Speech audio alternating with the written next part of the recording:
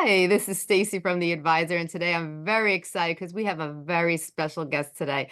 We have Ryan Penley, and he is an author. He had just recently launched his book that he's going to tell you about, and he is a speaker, and he focuses on addiction and sobriety. And I'm very excited to have him on the show today. But before we begin, I just want to give a quick shout out to our Wellness Expo. They're going to be in Livingston, New Jersey, and they have over 100 exhibitors. They're looking for a few more exhibitors, and they're going to have plenty of natural products they'll be giving out. They'll have doctors and coaches there and different technologies available. So if you're thinking about maybe looking for a great expo, check out the Happy Wellness Expo in Livingston, New Jersey. Information will be in the description, and you can contact them or call them up, and they'll be happy to answer any questions. So I am so excited to have you on the show, Ryan. This is an amazing topic.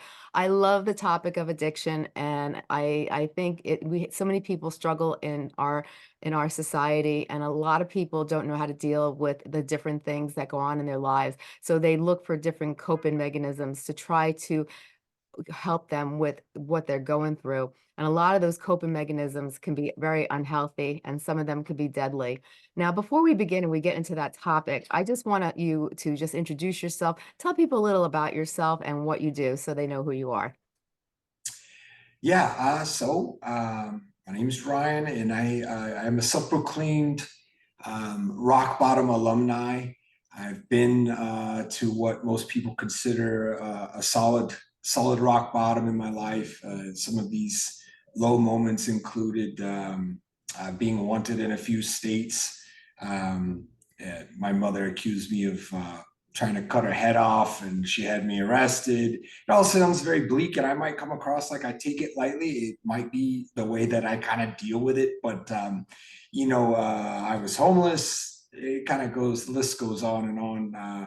As far as these times that are objectively agreed upon to be pretty much rock bottom, and I go over all that in my book. And so anyway, I think as Stacey and I, we were talking about before the show started, I think that people that find the solution or gain traction in really difficult problems like addiction and recovery, I think it's our responsibility, or at least the best way to make good of a very dark subject material and a very, very tough situation for anybody involved, and many people are. So what do you do to make the most of that time, these dark times, these rock bottom moments? And I think that it's that you package it up and you try to help people that are in the same circumstances. Yeah. So that's what I'm attempting to do these days, right? So I got it organized enough to be on some pages, and it seems like a solid purpose, or at least making lemonade out of lemons, right? Yeah. So here I am. I'm sharing my story. Well, I'd like to hear a little about your story, like what you went through and why you decided to go to drugs or alcohol to cope with your ways of I guess trauma in your life.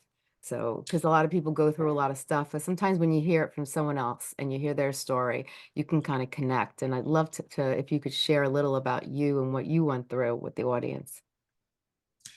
Yeah, I mean, if you go back as far as how my family interacted with substances, my mother and father, they're both, uh, my mother currently is, she's still battling addiction with prescription pills and alcohol. My father went down, or he was on a similar path. These relationships don't exist for me now. Well, most of my life, but the alcohol and drugs kind of really ramped up as I moved out west. I moved to Las Vegas, I guess if you Hmm. want to call it an epicenter of you know um, drugs and alcohol. It's one of them, if Yeah, not the epicenter. So yeah, I right. found myself at a young age, out there, and many of the people close to me will say that. When I started with opiates prescribed to me, that was a turning point. Yeah. And it kind of, I was a part of the opioid epidemic. Hmm. And, it was tough because it was just handed to me and I was told this is my medicine.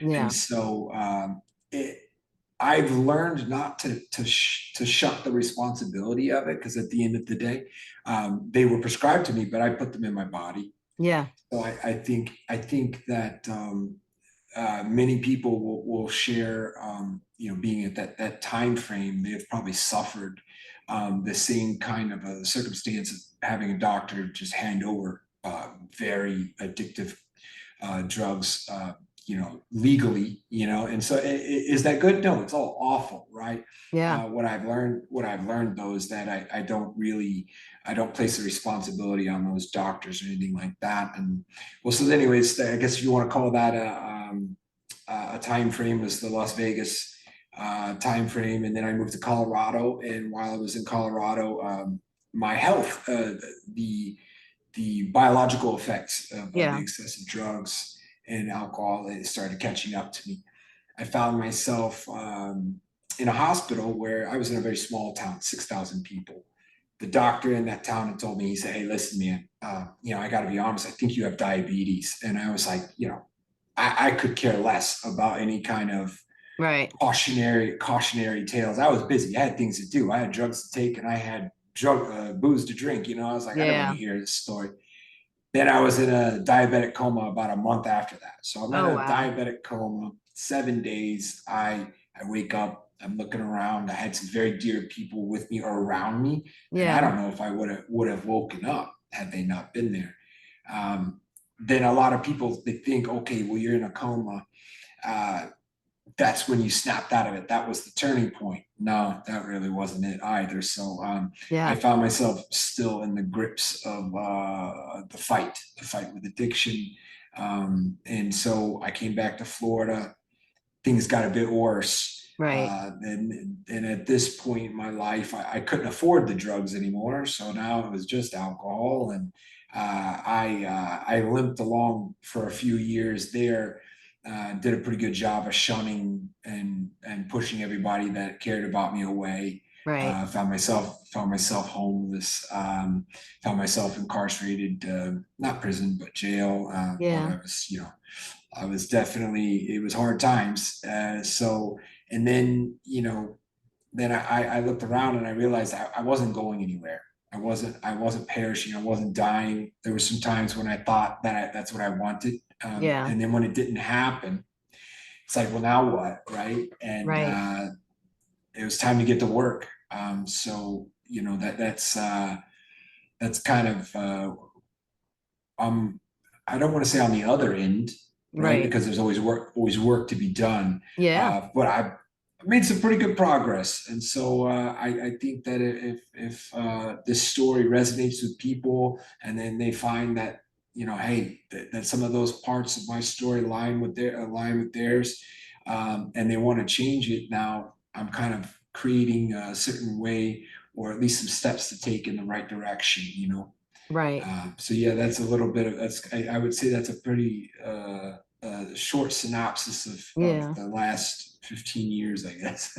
Now, did you feel like you had it, like when the change came, when you hit rock bottom? Like, what made you decide that, I can't live this life anymore. I got to find a way that I can change my life around. Yeah, I think most people like you had just mentioned, like at what point, what moment. I don't think any of it, whether it was the recovery or the downfall, was such that it was like, okay, there it is. I can pinpoint it. Yeah. It doesn't exist either going down or coming up. Hmm. Because people are like, oh well, when was it? When did a lightning strike you? And Yeah. I think that as far as the downward spiral, it snuck up on me. Right. For the life of me, I couldn't even tell you. I felt like I blinked my eyes, and it had been several years, and I thought, how the hell did I end up here? Like Right. this is pretty awful. This is awful. Yeah. And then in the same token, it wasn't all that quick on the other end. It was a culmination of a lot of very small wins, a lot of very humbling wins. So many times people they might see me now and think, oh, he snapped out of it. it wasn't so much that I snapped out of it. I just started somewhere. I Right. just started, and it wasn't nothing to brag about at first. I can tell you that. Right. And what would you say is for someone who is not happy with where they are in life and they are using different substances and alcohol to try to cope with the feelings that they're going through and to cope with their life, because they wake up in the morning, they don't like themselves, they don't like their life, they're not happy, they don't know how to cope with stress, they don't, we can name a million things. What would you say step one is when someone is do they, how do they, what's the first step they have to do in order to try to get back on track and to order to get their life back in order? Yeah. So if they've come to the point and they realize that things have got to change, it's very simple but very hard, right? So it's not complex. In fact, it's very very simple. It's Right, almost so simple that people overlook it, and they think that some massive change or event has to happen, and that's really not where it's at. Where it's at is like, it's like I said, it's very humbling. And I'll tell you that for me, at one point, it was 15 minutes. I would tell myself, I'm not going to pick up the bottle. 15 minutes. I knew that in the state of my body that I would go with the withdrawals. I knew this was coming, but I knew I had to make it last. And I would have these talks with myself, and I would set myself a timeline, like, okay, 15 minutes. I'm yeah, not touching that bottle. Not going to do it, and I would fail. right, I would fail. But eventually I did it. And then eventually the 15 minutes turned into an hour.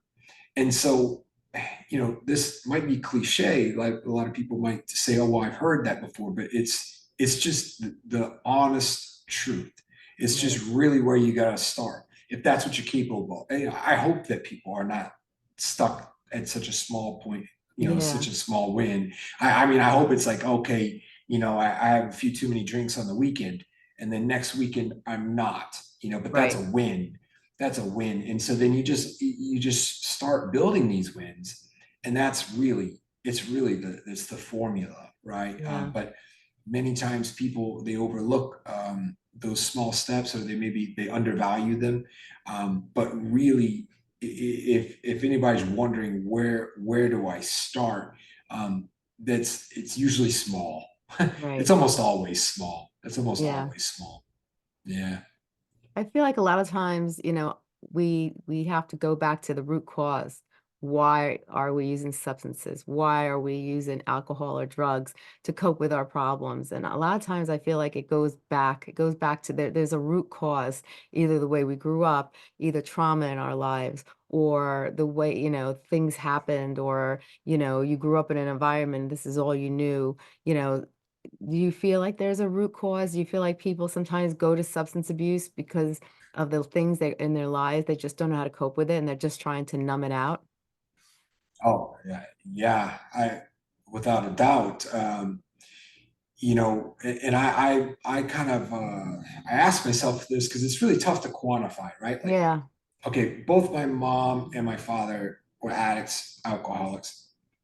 So is that directly correlated to me doing this? Like, for instance, my father, I don't know my father. right. I have never had a relationship, but here we have this tether, if you will. So like, Yeah, how much of that really dictates who I am? yeah, Or is it character traits that I share of both of them right. that make me likely to do it? And so, I guess in my mind, and there might be some research out there that says otherwise, but like, I don't, of course, I think that there's definitely statistics that will say that children of alcoholics or drug addicts are more likely. But is it because that's what they see, or they observe it, or is it biological, Yeah, right? So, and as I mentioned about these characteristics, and I have this new idea that I've kind of kicked around on social media and things like that, but I'm starting to believe in it rather firmly. Is yeah. that um, being an addict is can be considered a character trait, right? Mm-hmm. So, but is it always bad, right? Think about it, right? Like you've got somebody who's like Steve Jobs. Was Right. he addicted to innovation? Right. Right? Like was Mother Teresa addicted to peace? Yeah. Like so it's like maybe it's not um fighting against what we are, but maybe taking what we're naturally inclined or the way that we're inclined to be. It's like, okay, Yeah. well, if I'm gonna be an addict, why don't I get addicted to taking care of my kids? Or why don't I get addicted to going to church? Why don't I get addicted to reading? Or why don't I get addicted to like volunteering? You know what I mean? Like Yeah. something like, so I think that, if there is a trauma, I think first and foremost, see a professional. Like I had mentioned to you, I'm in Yeah. school to try to to gain that skill set to help people with those types of things. Like not Yeah. quite there yet, right? But it's Hmm. it's a real thing, and people need to work through it, Yeah. or figure out their formula to cope with it Yeah. efficiently, effectively, right? Effectively, right? So, Yeah. yeah, it's a serious thing with the trauma, and it depending on the person, because we're all unique. We all have these complex issues, and I think that the burdens that we carry from the past. Every situation is unique, and to treat those types of things in a holistic path, it's the way to go. But there's no one cure all, right? Right. Everyone has their special formula for dealing with it. Right. I feel like sometimes we get into these modes where it's bad habits and learn coping skills and to kind of compensate for grabbing a bottle or grabbing drugs and being able to actually, learn different ways of coping with stress, learn how to deal with hostile people or learn how to actually love yourself. Because I feel like after so many years of beating yourself up, you probably people I would say most addicts have low self-esteem. Most addicts don't love who they are. Most addicts have low confidence levels. And I think that it's probably important too to build those things up and give themselves a little self-love. How do you feel about that? I lean very much so on the side of motivation. Motivation interviewing. It's a type of counseling, and it's like it's feeding that self-efficacy that's gone. People Right. have people have forgotten what they're capable of, and they haven't done anything in for probably a good amount of time. Yeah. And so now it doesn't live in the belief in themselves is gone. And there's very few things out there as sad as that. Yeah. And I was there. I felt, I mean, I still wish for, pray for to be useful Hmm. to anywhere. Yeah.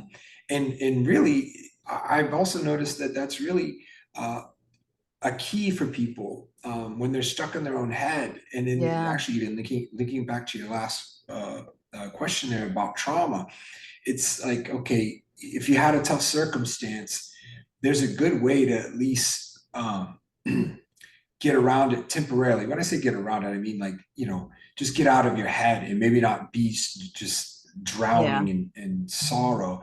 Be useful. Right. Go out, help someone, anyone. There's no shortage of people that could use a hand. Exactly. And so if you do that, you find yourself kind of like getting out of your own vicious cycle, and you're like, and it could be it's very small, again, going back to like something small, Yeah. opening doors for people, helping out somebody that you can see is struggling, carrying something, whatever it is, these tiny little gestures, or maybe bigger gestures, show Right. up and, at some community and just lend a hand. Yeah. Getting out of your head temporarily can really relieve some of those moments where you're just beating yourself down, you're stuck in this loop, and then you think, well, there's only one thing to do here. I'm going right back to what I know will at least like make me forget it for 10 minutes or an hour. Yeah. But if you could just kind of just get a little bit of space and look around and say, you know what, maybe I'll call my mom, call somebody that could use a compliment or just listening to somebody. Yeah. I mean, massive, just listening to somebody for an hour or something. And of course that involves like just getting a little bit of space from your own fight, your own struggle. But I do think it's an excellent antidote Mm. for those dark moments if it's possible, right? Right. So yeah. So for people who want to like sober up and achieve sobriety, what would be some steps and some tips that you'd like to give them that will get them on the right path? Because sometimes you want something, but you look and it's like a highway and there's like 6 lanes and you just don't know where to turn. Like for people who really want to sober up and have sobriety in their life, what would you tell them how to go about it? Like some really helpful tips to get started. Yeah, I mean, again, going back to like some of these cliches, they're cliches for a reason. Most of the time when they say admitting that you have a problem is like the first step. Yeah. And you can kind of rephrase it or reframe it and just like start gaining some truth in your life, Yeah. start gaining some honesty. And then there's many ways to go about that, right? Right. If you do have loved ones, friends, if you still have a support circle, start asking questions. Right. But be prepared. Like you may not want to know these answers, Mhm. but ask them like, hey, have I been hitting it too hard? Have I Yeah. been, have I been getting a little out of control? What do you think? Now that's a tough question to ask, and maybe not everybody's there yet. Yeah. So maybe you start a little bit smaller. You start with observations of yourself that might be a little bit more comfortable. Right. And one of the best ways to do that is writing. However that looks, even if it's just scribbling, Yeah. either at the end of the night, just kind of learn to get some space between just running through the daily actions and then Hmm. taking a step back and looking at yourself again at the end of the day, at the beginning of the day. How did yesterday go, or how did today go at the end of the day? Like how many times did I not tell the truth? How many Right. times did I think this way or that way? Whatever that observation is. And Yeah. this also includes good ones too. The observation alone will immediately start course correcting your behavior, Right. even if the bad habits are still there, and then once you start kind of gaining a healthier perspective, you start orienting yourself a little bit better, and just a Yeah. little bit, because it'll increase. Yeah. um, then you just start funneling that energy, Right. uh, funneling it, like I had said, into being useful, helping others. Everybody has something that they might be more inclined to. And I think that's a key element too. Right. Like, it could be useful, like walking around picking up garbage. Yeah, but if you don't really like it, you may Right. not continue that behavior. So maybe find something that you enjoy. Yes. Say you want to help. You're like, well, I don't know. I kind of get annoyed in crowds, but I really like dogs. Hmm. Hey, you start, walking dogs in the neighborhood. Maybe put up a sign, say, hey, I'll walk your dog. Go down to a shelter. I'm not sure, but if you Yeah. start to lean into your attention, and we all know, even at the depths, even though as void as you could be of like true joy or happiness, because it can rob you, right? Substances Yeah. can rob you of that. There's still certain things that you kind of like, it catches your eye, Yeah. whatever that is. And you're like, oh damn, well, that looks fun. And maybe you're not in a position, maybe you're not in a position to do it right away, but Right. like, so again, if you line those things up, you start gaining some truth, and you do that by observations of yourself, you'll start to also notice what you're kind of into.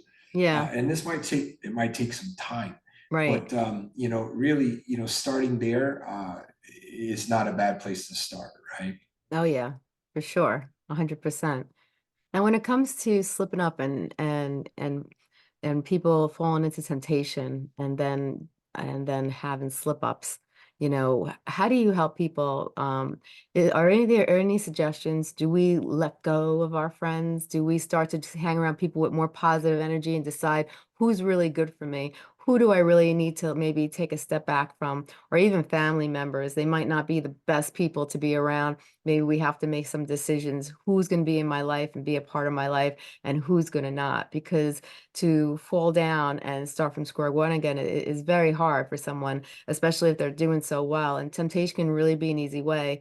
Many people, fall down many times, and so what are your suggestions for people who sometimes are just struggling? It's not coming easy to them. Every day they're struggling not to touch the bottle or not to take a pill or not to take some type of drug.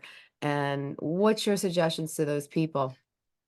Yeah, it's a very interesting point because uh, I had made a decision along my sobriety path, and I thought to myself like, okay, well, do I have to go get all new friends?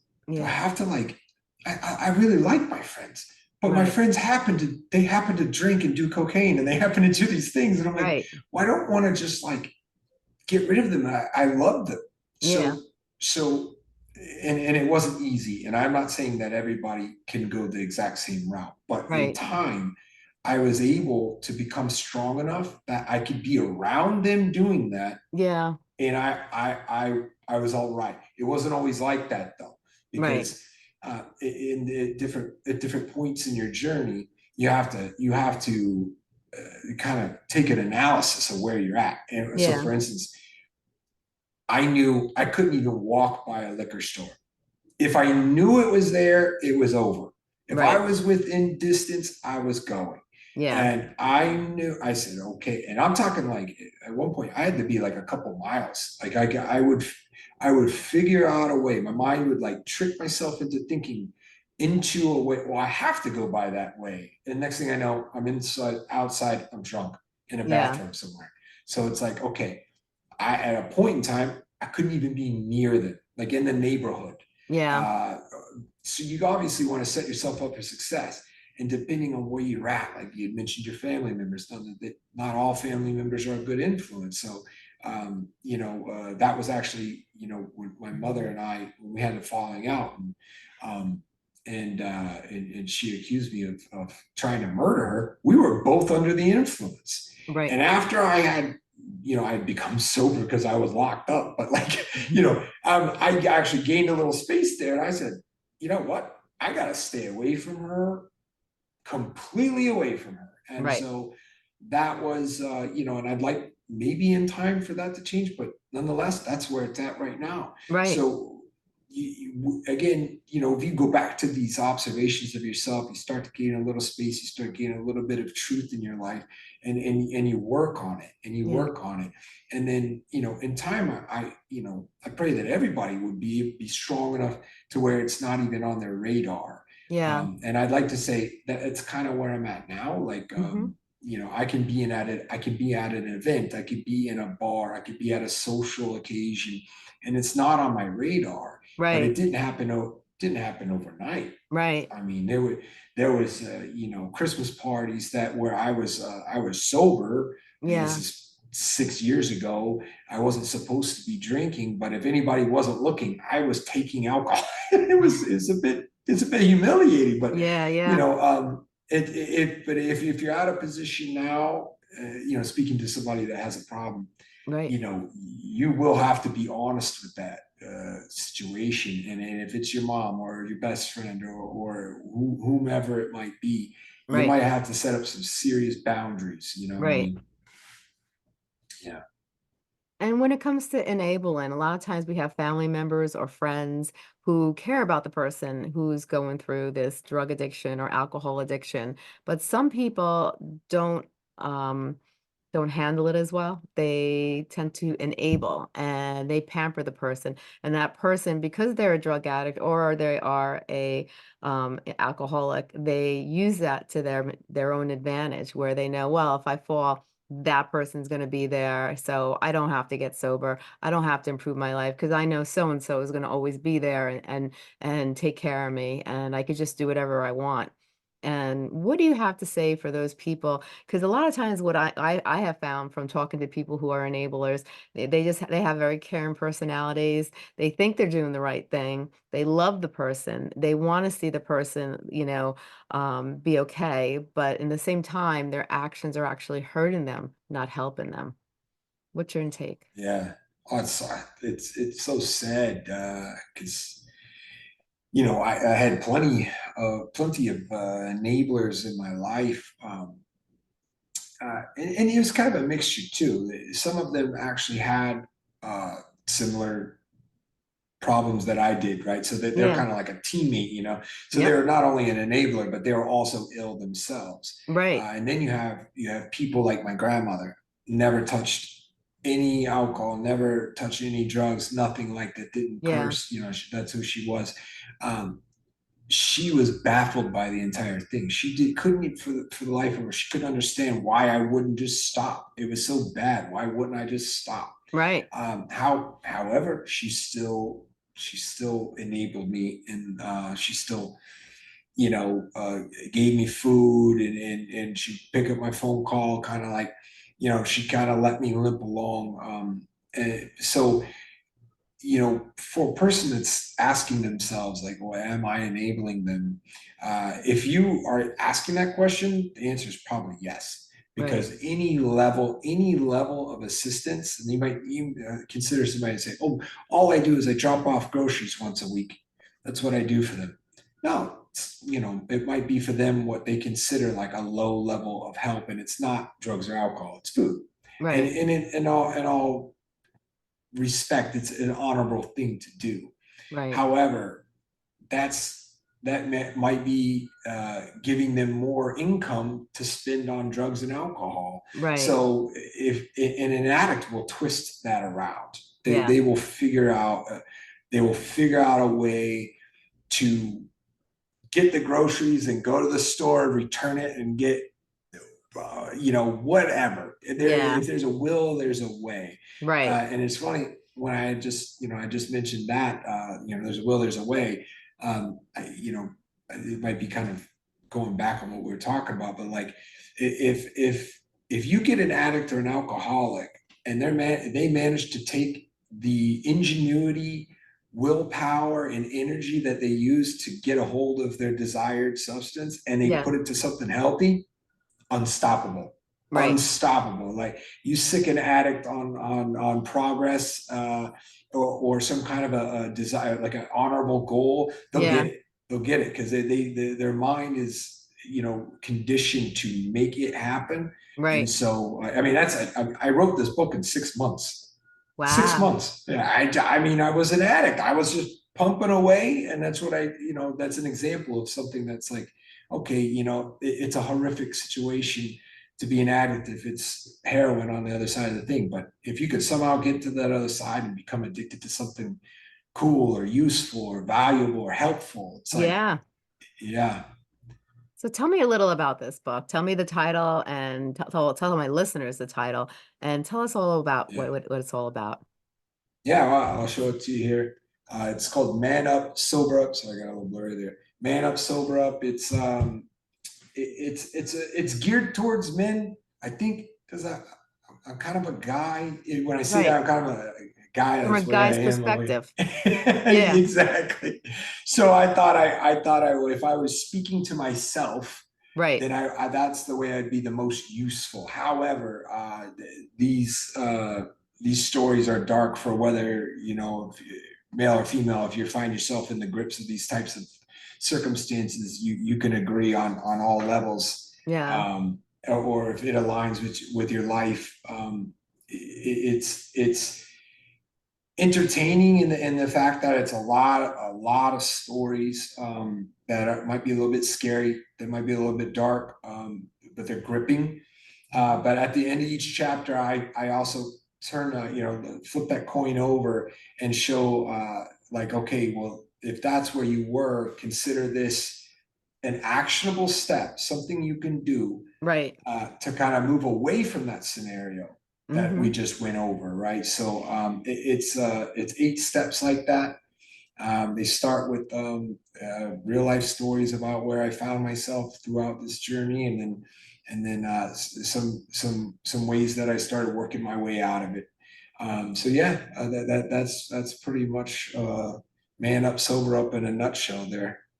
It's really, when you use the term man up, it's just a phrase. It really could really relate to both female or male, because it really, I knew growing up people said man up, and it really, you could say it to a guy or a girl, really, because it just meant to toughen Yeah. yourself up, come on, you know, you know, um so you really can go to either or, but where can people find this book if they wanted to purchase it?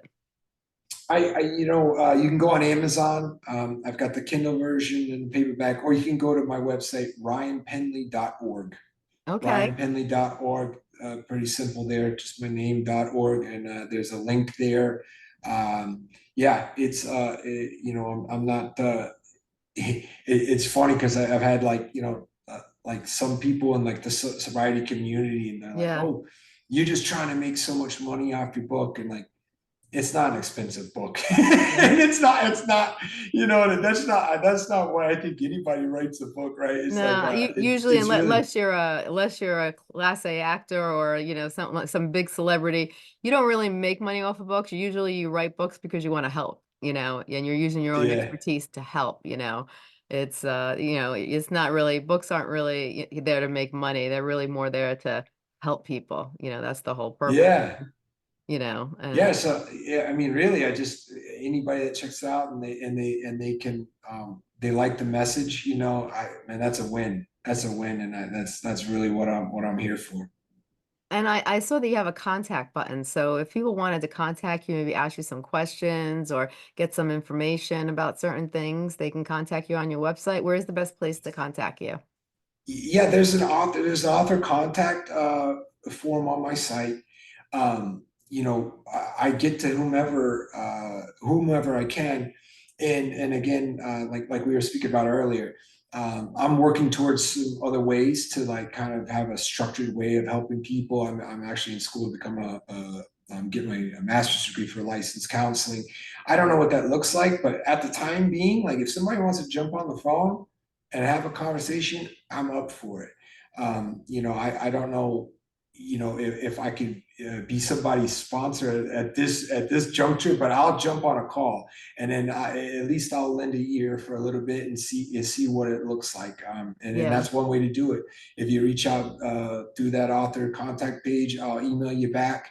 And that's kind of where I'm at right now. I wish I had more of a structure on that front. But right now, it's just like share the story, right? And so yeah, anybody that can relate, I do encourage you, reach out to me.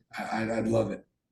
that sounds amazing. That sounds amazing. Now, if you had to take like a couple of takeaways and just like emphasize everything that we talked about today, what are a couple of things you really want the listeners to walk away with?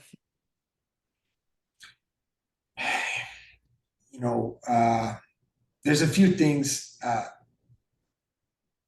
think most importantly, if your belief is gone, you gotta one, know that it's possible, Yeah. right? And two, fight like hell to get that belief back. Mm-hmm. Um, it's and again, it's not complex, but it's the hardest thing you'll ever do and the best thing you'll ever do. And so, if you can put those things together, if you can grab some of these elements Yeah. and start working on yourself and moving in the right direction, and I mean just slightly, Right. right? You'll in no time you'll find yourself on the other side, or at least in a better position than you were, Right. and thinking, damn, I've made some leeway, and I'm getting some momentum, and it really just start with something small, and build that belief back that maybe it could have been taken away from you. It could have just been robbed from you from over the years of the substances, but it still lives there, right? So you Right. just gotta get it back, work on it, and before you know it, you'll be starting to stride in no time. That's amazing. I think today was like wonderful. I thank you so much for coming on the show. And I love your book. I really can't wait to read it. It sounds amazing.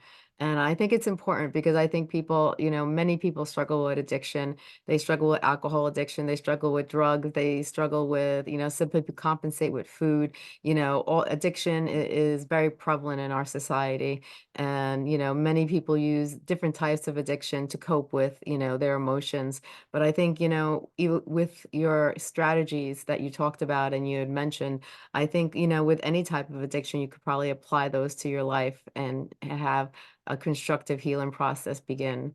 So I really want to thank you for coming out today. I hope you see you more on the show because this is a topic that's very prevalent in our society and many people struggle from addiction. Some people are embarrassed to talk about it, but it's something that, unless you reach out and talk to somebody, it's going to be a very difficult time to actually heal. It's something that could destroy a person if they don't get the right help. So, I always say people aren't perfect. We all have something, and there's for every person out there, there's always someone out there who's going through the same problems you're going through or went through those problems. And I think people should never be shy about the issues that they're going through in life and to look for help. And there's many addiction facilities. There's many places that people can go out to. There's AA meetings. They have meetings for recovery, and anybody that needs help. Especially Ryan is always there. You can go on his website. Tell everybody your website before we go again. It's ryanpenley.org. All you need is someone like Ryan just to talk to, and you can be on your way to a whole different new life. So thank you again, Ryan, for coming on the show. This has been Thank amazing. you. Thank you. Nice. Thank you so much. Yeah.